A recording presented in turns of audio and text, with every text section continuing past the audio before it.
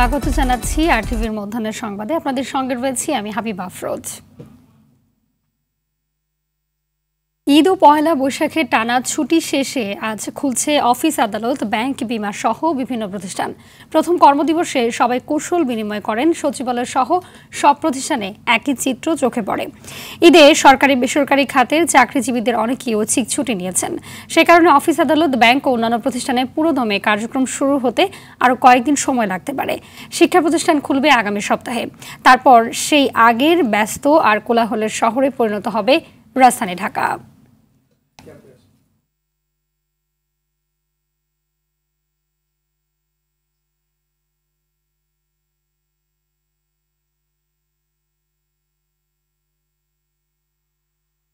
আমাদের কার্যক্রম শুরু হয়ে গেছে 10টা থেকেই, এবং গ্রাহকরা ম্যাক্সিমামই আমাদেরকে দেখা যাচ্ছে যে কিছু কিছু গ্রাহক আসা শুরু হয়েছে।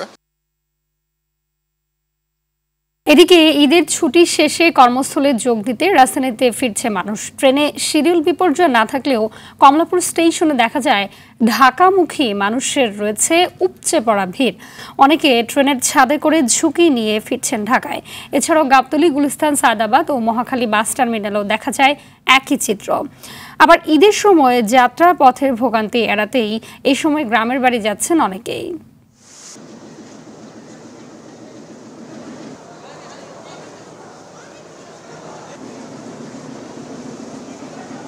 ভিতরে তো যাইতে পারে না, ঠিকই তো আছে, এখন ভিতরে ঢুকতে পারে না, কি করবো? ছাদে উঠে গেছি। ভিড় যে ভিড় তো ঢুকায় যায় না, কি করবো? লাস্টে তো ছাদে ছাড়া তো উপায় নেই। মহিলা মানুষ ছিল, সবাই চলছে। পার্বতীপুরে প্রচুর লোক উঠছে, একবারে একলে জাপটাই উঠছে একলে পার্বতীপুরে। আর দিনাজপুর যাত্রা ভালোই ছিল, খারাপ ছিল না। মানুষ অনেক কোঅপারেটিভ ছিল, সবাই হেল্প করেছে। দর্শক, এই মুহূর্তে টেকনিক্যাল মোড় গাবতলী থেকে সরাসরি যুক্ত হচ্ছেন সহকর্মী সাকিবুর রহমান। সাকিব, জানাবে যে ঢাকা ফেরা মানুষের চাপ কেমন দেখছেন এবং কি বলছেন আগতরা?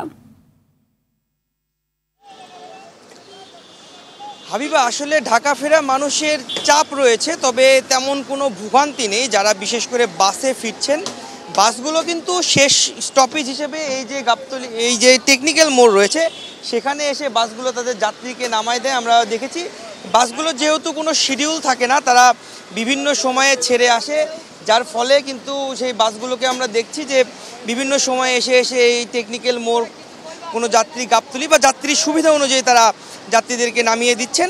এবং বাসের যারা ড্রাইভার, সুপারভাইজার রয়েছে, তাদের সঙ্গে আমরা কথা বলেছি। তারা বলেছেন যাওয়ার সময় যে 4-5 ঘন্টার রাস্তা তাদের যেতে সময় লেগেছিল 8 ঘন্টা, 10 ঘন্টা, 12 ঘন্টা, সেই আজকে কিন্তু তারা সেই রাস্তার একই পথ তারা 4 ঘন্টা 5 ঘন্টায় তারা চলে এসেছেন। একটু আগে একটি পাবনার বাস এখানে এসে থেমেছে, সেই বাসের যাত্রীদের সঙ্গে কথা বলেছি। তারাও বলেছেন যে কোনো ভোগান্তি ছাড়াই তারা এখানে আসতে পেরেছেন। এছাড়াও কিন্তু আমরা যখন কমলাপুর রেলওয়ে স্টেশনে ছিলাম, সেখানে আমরা দেখেছি যে যাত্রীদের উপচে পড়া ভিড় ছিল। পার্বতীপুর থেকে যে ট্রেনটি আসে, সেই ট্রেনটিতে আমরা ছাদে পর্যন্ত যাত্রী দেখেছি। যাত্রীরা বলেছেন যে তাদের কাছে টিকিট থাকা সত্ত্বেও তারা ট্রেনের ভিতরে যেতে পারেননি। আর রেলওয়ে কর্তৃপক্ষ বলছে তেমন কোনো শিডিউল বিপর্যয় ছাড়াই তারা মানুষকে স্বস্তিতে নিয়ে আসতে পারছে। সব মিলিয়ে বলা চলে যে রাজধানীতে ফিরতে শুরু করেছে আজ, আগামীকাল, পরশু দিন এভাবে মানুষ ফিরবে এবং তারপরে কোলাহলপূর্ণ হয়ে যাবে রাজধানী। তো এই ছিল আমার কাছে সর্বশেষ। হাবিবা, ধন্যবাদ আপনাকে। ঈদ ও পয়লা বৈশাখ উপলক্ষে টানা 6 দিন বন্ধ থাকার পর আজ সকাল থেকে দিনাজপুরের হিলি স্থলবন্দর দিয়ে ভারত বাংলাদেশের আমদানি রপ্তানি কার্যক্রম শুরু হয়েছে।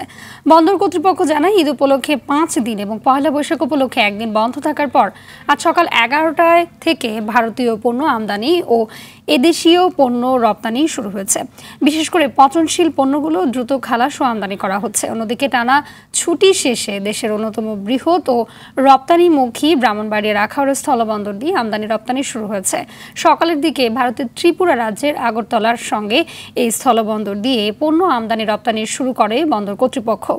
এর আগে ঈদ ও নববর্ষের কারণে 10 থেকে 14 এপ্রিল পর্যন্ত এই বন্দর দিয়ে ভারতের সঙ্গে সব আমদানি রপ্তানি বন্ধ ছিল। তবে এই সময় দুই দেশের বৈধ পাসপোর্টধারী যাত্রী পারাপার স্বাভাবিক ছিল। এ বিষয়ে আরো জানাতে হিলি স্থলবন্দর থেকে যুক্ত হচ্ছেন সহকর্মী আব্দুল আজিজ। আজিজ, জানাবেন যে বন্দরে আমদানি রপ্তানির চাপ কেমন দেখছেন?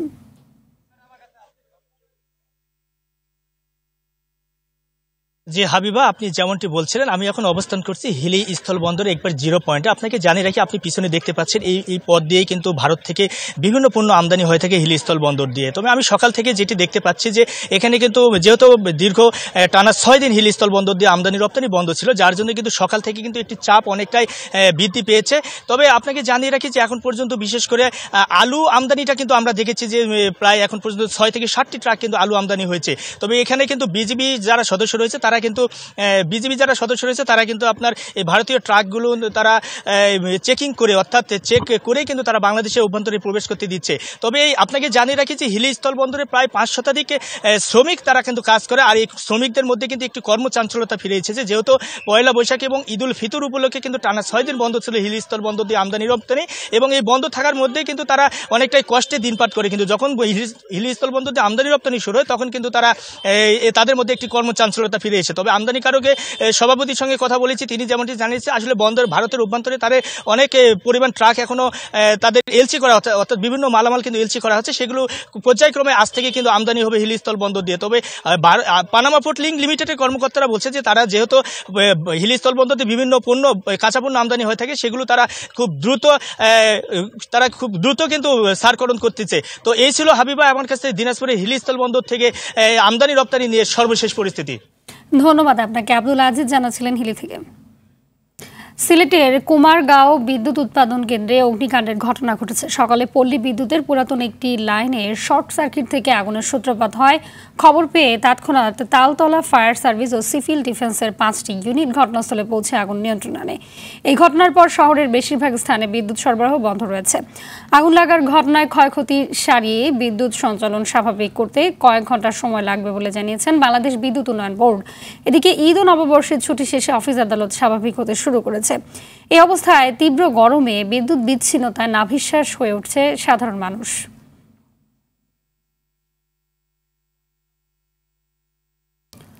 এ বিষয়ে বিস্তারিত জানাতে সিলেট থেকে সরাসরি যুক্ত হচ্ছেন সহকর্মী হাসান মোহাম্মদ শামীম। শামীম, জানাবেন যে কুমারগাঁও বিদ্যুৎ উৎপাদন কেন্দ্রে অগ্নিকাণ্ডের ঘটনার সবশেষ পরিস্থিতি এই মুহূর্তে কি দেখছেন?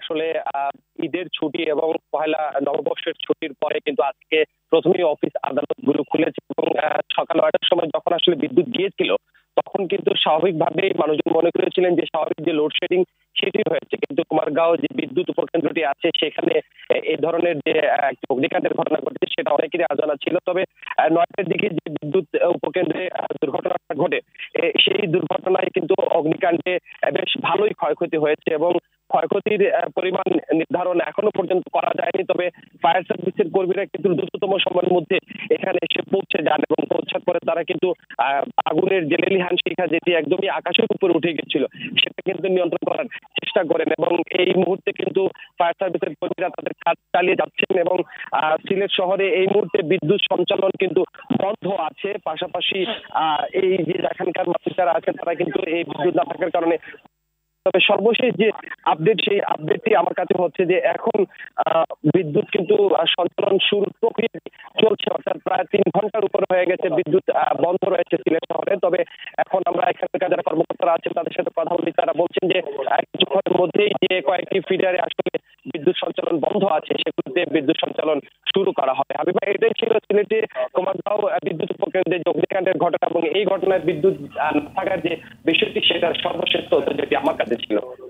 ধন্যবাদ আপনাকে। এখন সিলেট থেকে জানাচ্ছিলেন সহকর্মী হাসান মোহাম্মদ শামীম। চালের বস্তার গায়ে ধানের জাত, মিলের ঠিকানা ও দাম লেখা বাধ্যতামূলক ঘোষণা করা হলেও তা কার্যকর হয়নি। রাজধানীর বিভিন্ন ব্যবসায়ীরা বলছেন সরকারের নির্দেশনা দেয়া চালের বস্তা এখনো বাজারে আসেনি। মিল মালিকরা যেভাবে তাদের দিয়েছেন নির্দেশনা তারাও সেভাবে বিক্রি করছেন বলেও জানান তারা। এর আগে গেল 21 ফেব্রুয়ারি চালের বস্তার গায়ে ধানের জাত, মিলের ঠিকানা ও দাম লেখা বাধ্যতামূলক ঘোষণা করে পরিপত্র জারি করা হয়, যেটি কার্যকর হওয়ার কথা ছিল পহেলা বৈশাখ থেকে। এখন পর্যন্ত আমরা কোনো মেসেজও পাই নাই, যেটা হলো 53 দিনের যে সময়টা নির্ধারণ করে দিয়েছে এর মধ্যেই চলে আসছে ঈদ। পাশাপাশি হলে মিলাদের এখন পর্যন্ত মিল বন্ধ, মিল চালু হয় নাই। এটা তো এখনো প্রত্যেকটা বস্তার উপরে কিন্তু তাদের কোন জেলার ধান, কোন জেলার চাল, প্রত্যেকটা মিলারের অ্যাড্রেস কিন্তু প্রত্যেকটা বস্তার উপরে দেওয়া আছে। অনুমোদন পাওয়ার পরও এখনো মানছি ঠিক আছে, কিন্তু এখনো বাস্তবায়ন করা হয় নাই। সেটা হচ্ছে একটা মিলারের কাছে অনেকগুলি বস্তা মজুদ থাকে।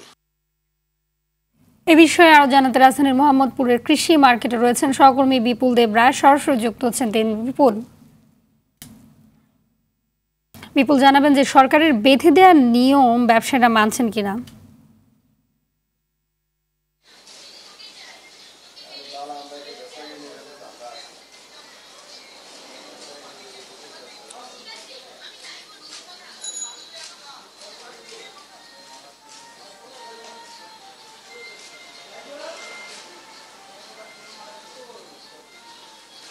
হাবিবা, আসলে আপনার মাধ্যমে জানাতে চাই সাধারণ মানুষকে, আসলে আজকে অর্থাৎ গতকাল থেকে কিন্তু এই নিয়মটা কিন্তু মানার কথা রয়েছিল, অর্থাৎ সরকারের যে পরিপত্র জারি করা হয়েছিল সেই পরিপত্রে কিন্তু স্পষ্টভাবে উল্লেখ করা হয়েছিল যে ধানের জাত এবং ধানের মূল্য, সেই সাথে মিল যে কারখানার ঠিকানাগুলো তাদেরকে জানিয়ে দেওয়া, এবং এটার মধ্যে দিয়ে কিন্তু যাতে সাধারণ মানুষ জানতে পারে এবং প্রত্যেকটা বিষয় যাতে পণ্যের সম্পর্কে ধারণা পেতে পারে। কিন্তু আমরা মার্কেটে এসে দেখছি ভিন্ন চিত্র, অর্থাৎ আমরা রাজধানীর বেশ কয়েকটি বাজারগুলোতে আমরা ঘুরে দেখেছি, বিশেষ কাউরান বাজার, এছাড়া কৃষি মার্কেট, সবকিছু দেখেছি আমরা যে আসলে যে বস্তাগুলোতে করে চাল বিক্রি হচ্ছে সেই বস্তাগুলোতে কিন্তু এখনো পর্যন্ত সরকারের যে নিয়ম সেটি কিন্তু এখনো মানা হচ্ছে না।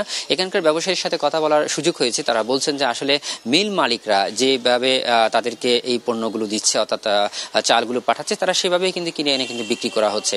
অর্থাৎ সরকারের যে পরিপত্রটি ছিল, যে ঘোষণা করা হয়েছিল, সেটি তাদের অবগত আছে, তবে সেটা কিন্তু বাস্তবে মানা হচ্ছে না এখনো পর্যন্ত। তার প্রতিফলন কিন্তু এখন আমরাও কিন্তু বাজারে তাও ঘুরে দেখতে পাইনি। সেই সাথে তারা বলছেন যে আসলে মিল মালিক যারা আছে সেখানেই সরকারকে আরো বেশি তদারকি করতে হবে, সেখানে তারা যদি জোরদার করে মনিটরিং করে তাহলে হয়তো সেটা বাস্তবায়ন হতে পারে। তবে ব্যবসায়ীরা একটা কথা আমাদেরকে জানিয়েছেন যে সেটা হচ্ছে এই যে সরকারের যে উদ্দেশ্যটা রয়েছে সাধারণ ক্রেতাদের জন্য, সেটা যদি বাস্তবায়ন করা হয় তাহলে কিন্তু সেটার রেজাল্ট অর্থাৎ ফলাফল কিন্তু ভালো হবে বলে তারাও মনে করছেন। কিন্তু আসলে আদৌ সেটি আসলে বাস্তবায়ন হবে কিনা সেটা নিয়ে তারা সংশয় রয়েছে। ব্যবসায়ীরা বলছেন যে আসলে সরকারের সবসময় বিভিন্ন আইন বা পরিপত্র জারি করে বিভিন্ন ঘোষণা দেওয়া হয়, তবে সেটি বাস্তবায়ন করাটা অনেকটা কঠিন।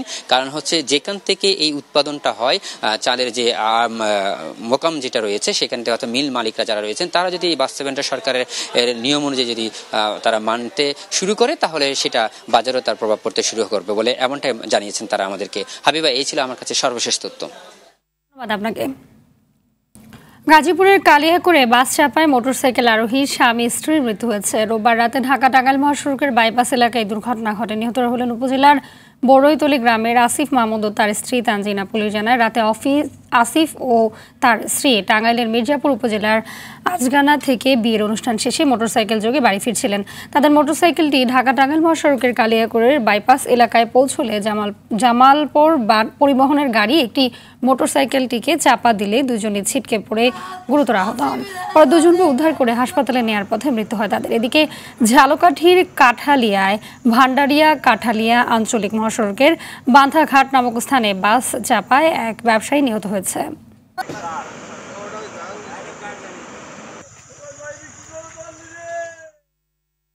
মধ্যাহ্নের সংবাদ এ পর্যন্তই। সবশেষ সংবাদ জানতে যে কোনো মোবাইল ফোন থেকে 2414 নাম্বার ডায়াল করুন। দুপুরের সংবাদ 2:30টায় দেখার আমন্ত্রণ রইল। ধন্যবাদ সবাইকে।